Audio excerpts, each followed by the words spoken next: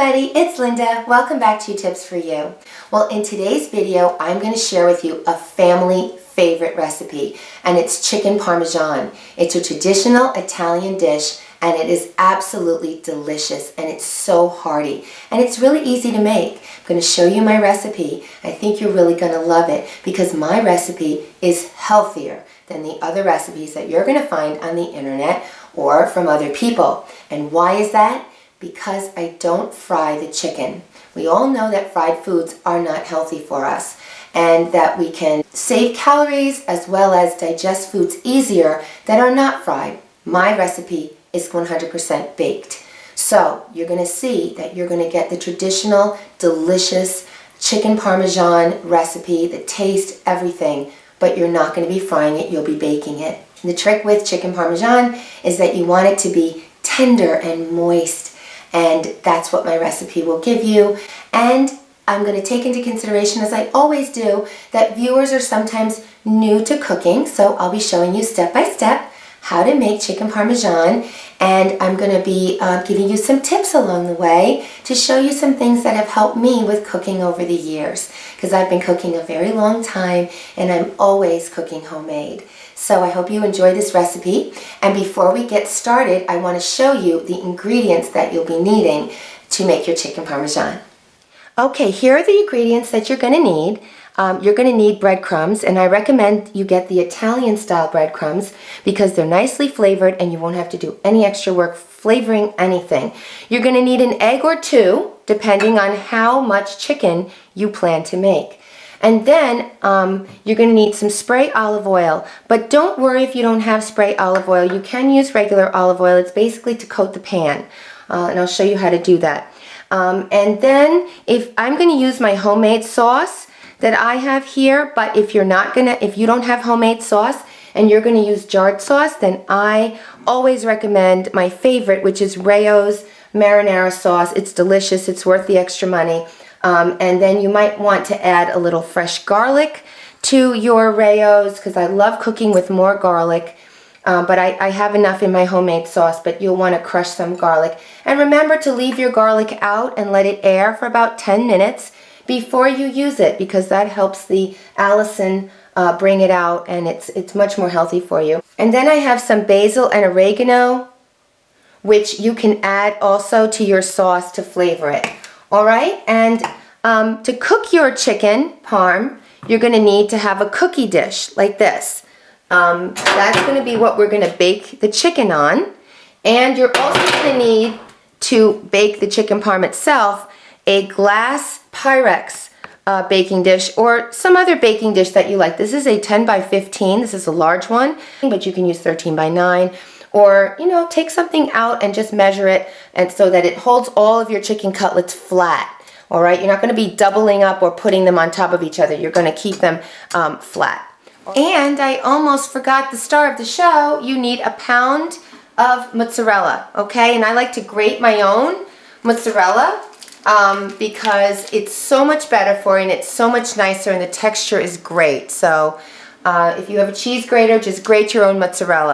Before you begin preparing your chicken, preheat your oven to 400 degrees. So a little handy tip for you when you handle meat. I always keep a box of latex gloves, and I'll put a link below. They're by this great brand. And I keep them next to the sink, and whenever I make meats, I always wear a pair of these latex gloves and then I discard them. It's important for women that have nails or just to be clean and not just, you could just take them off and you throw them away, and it's a really great time saver, and you know for sure you're getting all of the remnants of the meat, any bacteria and stuff off of your hands and out of your fingernails and things like that. Unless you have really super short fingernails and you can scrub them really well with a brush. I think this is a great tip and I have done this for years. So before you begin with the chicken, you want to set up a little assembly line because it'll make working with the chicken so much easier and faster and cleaner. All right, so you'll have 2 plates, one for the chicken, one for the breadcrumbs, a bowl for your egg. I've cracked my egg and I've added a little bit of water, which amounts to about, I would say, 2 tablespoons. And that will help you beat it up easily. You'll also have your cookie sheet ready to put your chicken into, and you're going to spray it with olive oil, all right? So that's what we're going to do. We're going to coat the pan with spray olive oil. Now, if you don't have spray olive oil, do not fret. All you have to do it is the old-fashioned way, which is take a little bit of olive oil, pour it in, and take a take a napkin or a piece of paper towel, and you just smear it around and leave like a coating on it. You don't want just a light coating, you want a little thicker coating. All right, that's going to help your chicken be crunchy. Now you're ready to beat your egg. So you just, in a circular motion, beat your egg. And now I'm going to wash and prepare the chicken. I try to always buy chicken that has no antibiotics, no growth hormones, no preservatives, and a vegetarian diet. If you can find chicken like that, it's always best. Now today I'm using thin chicken cutlets. If these were thicker chicken cutlets, I would slice them this way to make them this thin. Okay, so what you would do is you'd slice them horizontally like this, and then you'd have two pieces because you don't want big thick breasts. You want a little bit thinner, all right? And I'm going to show you what to do. First we're going to wash them, and then we are going to pound them. To wash your chicken cutlets, you just simply run them under cold water like this. Rinse them off nice, let them drip for a second, and then you just put them in the plate. All right? If you'd like to trim off any of the fat, this is the time to do it. You take a knife and you just trim it off. I know they're saying not to rinse chicken now because they just use it out of the package because people end up contaminating other surfaces. But look, you just have to learn how to work with meat cleanliness-wise, and I still believe it should be rinsed. Okay, so I will always do it, but I practice very good hygiene when it comes to handling meat. Now, one of the best ways to get soft and tender, juicy chicken is to tenderize it by pounding it with this meat tenderizer. So what you would do is you would just grab a cutlet and you put it on, this is like a very hard surface. You have to have some kind of a cutting board. I cover it with either plastic wrap like this, or I use parchment paper, which is like a wax paper. You can try that too. And then you just bang at it like this. Notice how it gets even flatter, and it does not take long, but it adds a wonderful texture to the meat. Like, it melts in your mouth. You don't even need a knife to cut it if you do this, all right? See how simple that is? And I use the plastic wrap over it so that it does not splash around on me. And if you want to do the other side, you can do that. You don't have to hit it hard. It really flattens them out nice. And you see it kind of waffles the chicken, but it really makes a difference. It tenderizes it so wonderfully. All right, so I love to do that. If you're in a hurry to make something and you don't want to do that, you don't have to. Your chicken will still come out delicious, but of course it'll be more condensed. It won't be that soft, almost fall apart in your mouth type of feel to it. I'm sure you know what I mean, which I really enjoy.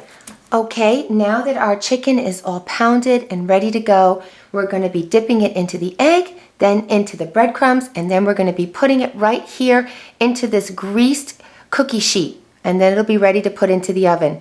All right, so let me get started showing you how you are going to do this, and it's so simple. You just take a chicken cutlet, all right, you dip it in the egg, coat it nicely, and then you dip it in the breadcrumbs. I usually like to put some breadcrumbs in the plate so I don't waste a ton, and then as I go along, I'll add more if I need it. All right, so then this one goes right in the pan. So we've got our first chicken cutlet right in the pan.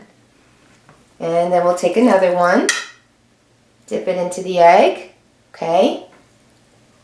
Both sides coated, take it out, and then into the breadcrumbs. And you're going to do this with every piece of chicken, and it's as simple as can be, okay?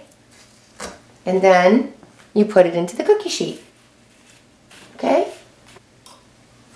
If you need to get another egg because you've got lots of chicken, then you just crack another egg in there, add some water, beat it, and you keep going. Adding breadcrumbs and eggs as you see fit, depending on how much you're making. Once your chicken cutlets are all done in your pan, then you're going to want to just give them a quick spray with a little bit of olive oil. That will help them seal in the juices, and it will help them get crispy and crunchy and delicious. So just put them in your oven on the center rack, and we're going to do 10 minutes on each side. All right, set your timer for 10 minutes on each side.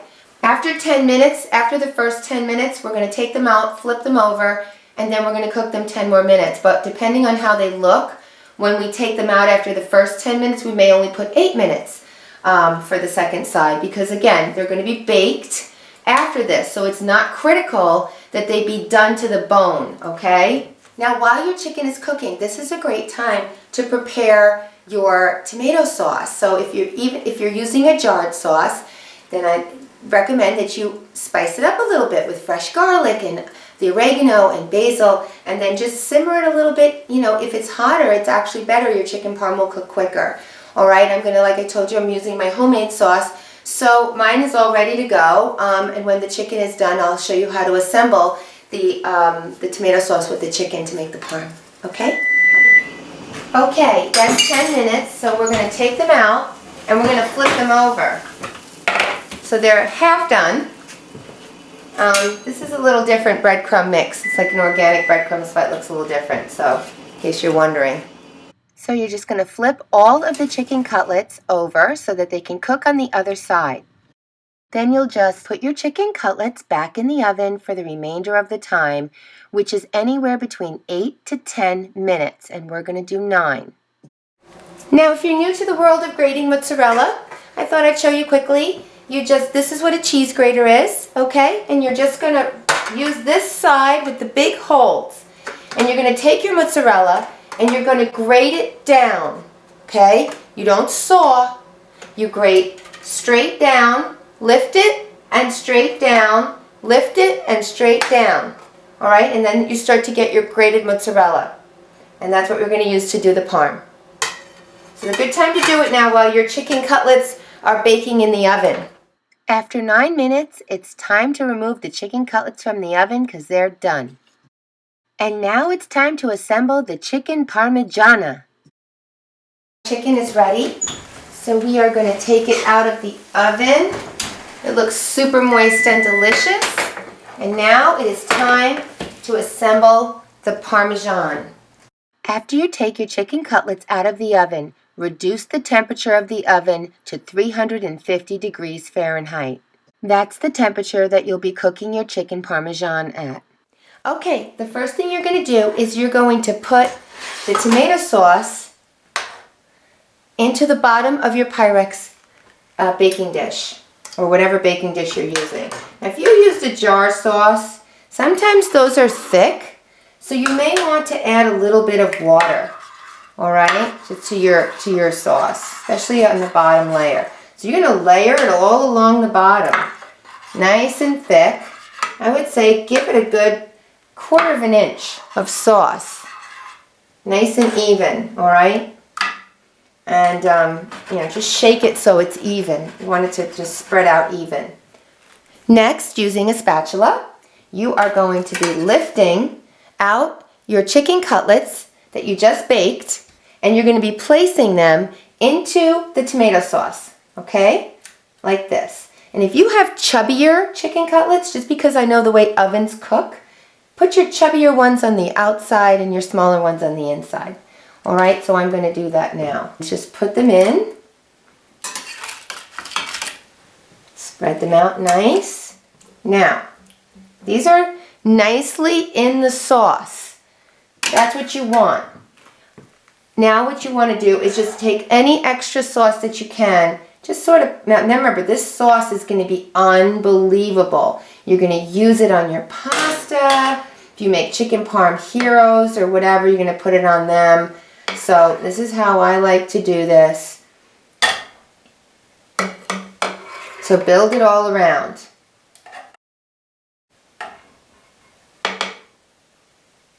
You don't want to completely cover them though. Okay, so you want them to be exposed like that. Now you're going to get your mozzarella, which you have already grated, and it's all ready for you. And you're going to take a nice handful of it and you're going to sprinkle it on your chicken. Okay? Sprinkle it on. Don't worry if it gets outside the chicken. It doesn't matter. It's delicious, all mixed into the sauce. It's like a chicken lasagna. It's fantastic. See how that looks now with all the cheese on it? Pretty simple, right? The next thing we're going to do is cover this with aluminum foil. Not only does aluminum foil help it to cook faster, but it retains the juices. It doesn't dry out, and it prevents your mozzarella from burning. Okay? So we are going to take a big enough piece to cover the whole pan. So you just measure like that. Lay it over it. Seal all the edges nicely. And then you're going to put this in your oven, and we're going to cook it for 30 minutes. And we're putting it, like I said, in the center rack. You put it right in there. And you set your timer for 30 minutes. And that's what we're going to check it after 30 minutes. Now remember, my tomato sauce was already very hot because I warmed it on the stove first. So my food has a head start in cooking. So mine might be completely ready. And then you can use this time now to clean up, and you can decide what type of pasta that you want to serve your chicken parm on, or how you're going to eat it. I love it on spaghetti, but you can put it on penne. You can put it on ziti ricotta, any pasta that you feel like having. It does not just have to be on spaghetti or linguine, whatever is your favorite. Okay? Or you can always grab yourself a delicious crusty Italian bread and just pile it on there and have it any way you want. Alright? And don't forget your vegetables on the side. I wanted to offer you some additional tips for flexibility with this recipe.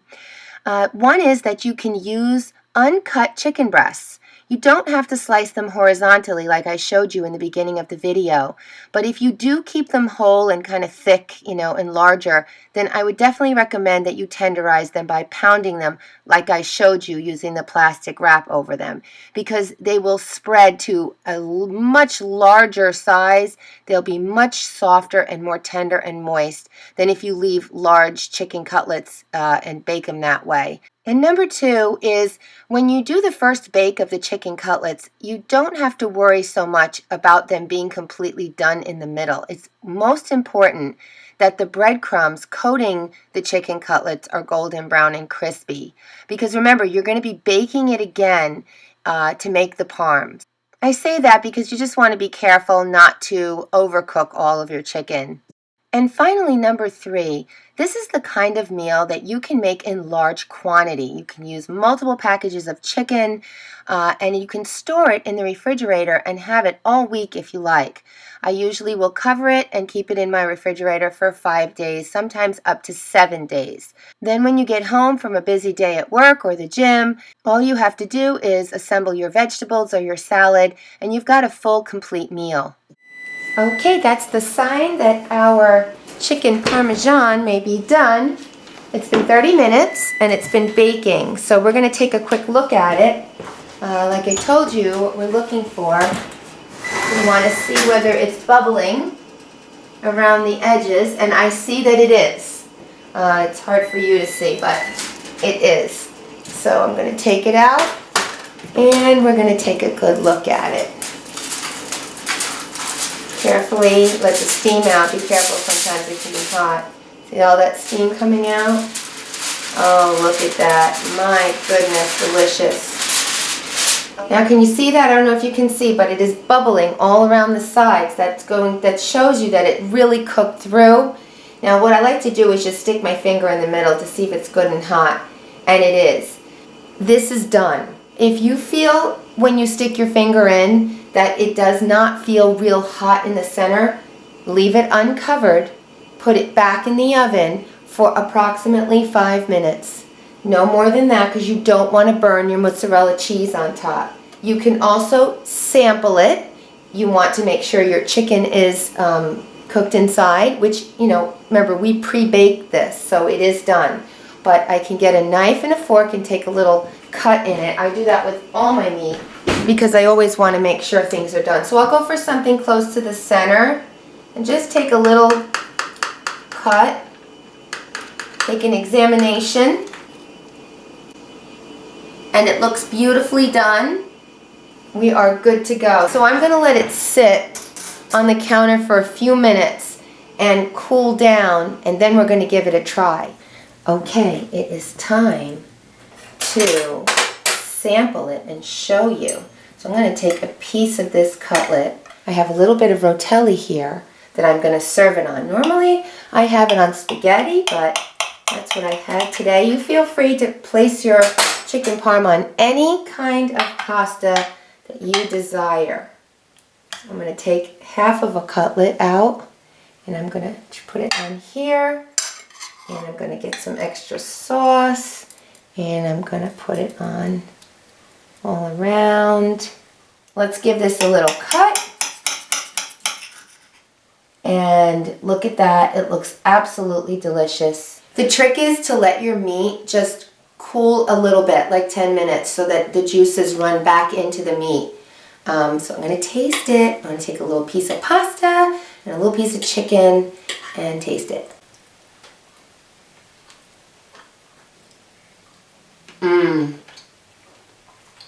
Delicious.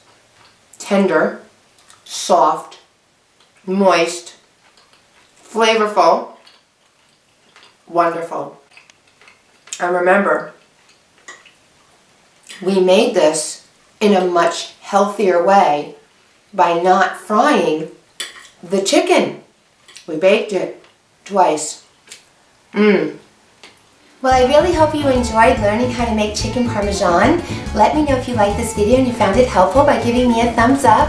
And if you're new to my channel, please subscribe because I have a lot more to come. Something of interest to everyone. And please visit me at my blogspot where I do a lot of writing. And I'm also on Facebook and Twitter and Instagram, so we can stay connected there as well. Okay, well, enjoy your chicken parmesan. Thanks for viewing. Bye-bye now.